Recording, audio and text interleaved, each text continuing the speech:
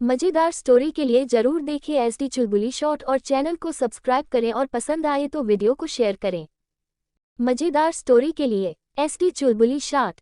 भैया वो देखो मधुमक्खी का छत्ता कितना मीठा शहद है, मुंह में पानी आ रहा है, उसका शहद कैसे निकाले।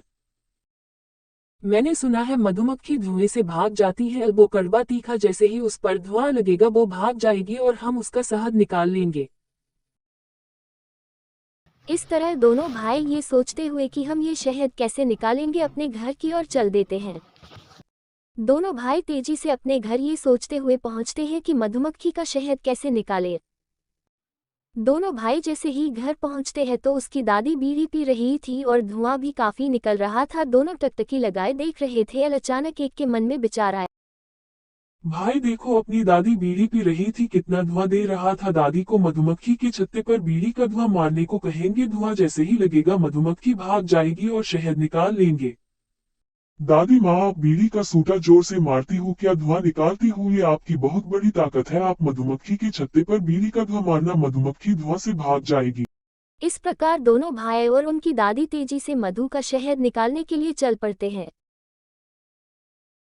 उस जगह पहुंचकर दादी बीड़ी जलाकर बीड़ी का धुआं करती है। धुआं से मधुमक्खी गुस्से में आ जाती है और उन सभी पर मधुमक्खी तेजी से हमला कर देती है और मधुमक्खियां उनको डंक मारती है।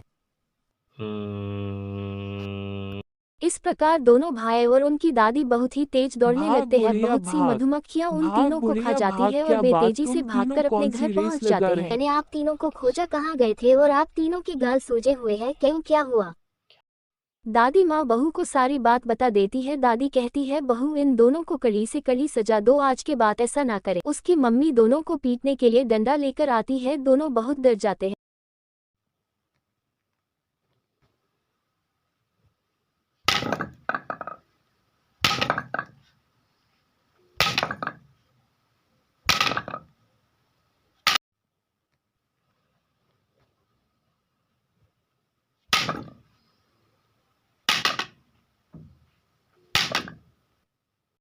तुम दोनों की पनिशमेंट ये है, दोनों कान पकड़कर एक पैर पर खड़े रहो। तुम दोनों को ये विचार कैसे आया कि बीड़ी के धुआं से मधुमक्खी भाग जाती है? लास्ट में तुम दोनों को भागना पड़ा। अपनी शक्ल शीशे में देखो, खुद को नहीं पहचान पाओगे। दादी की हालत भी खुद के जैसे कर दी।